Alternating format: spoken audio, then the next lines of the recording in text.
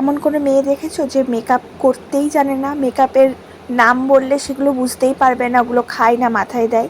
তো এরকম মেয়ে হচ্ছি আমি।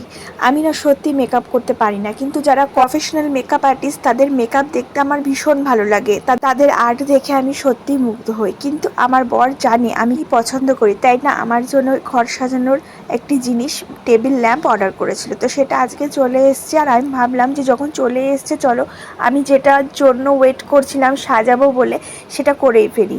আমি নিজে অগোছালো থাকলেও আমার সংসারটাকে না সবসময় পরিপাটি করে সাজিয়ে রাখতে পছন্দ করি। আমি যে টেবিলে খাবার সাজিয়ে রাখি সেই টেবিলটা একটু ডেকোরেট করে নিচ্ছিলাম। আর যেহেতু 30-এর সামার ভ্যাকেশনের পর স্কুল স্টার্ট হচ্ছে, তার জন্য টিফিন বক্সগুলোকেও আমি সমস্ত কিছু আমার সুবিধা মাফিক করেই সাজিয়ে রাখতে পছন্দ করি। তো আমার সমস্ত কিছু গোছানো কমপ্লিট হয়ে গেল, যদিও আমার গোছানো সবসময় কমপ্লিট হয় না, প্রত্যেক দিনই কিছু না কিছু চেঞ্জ হতেই থাকে। তো আজকের মতো এটুকুই করে ফেললাম। আর টেবিল ল্যাম্পটা তোমরা কিন্তু জানিও কেমন হয়েছে। টাটা।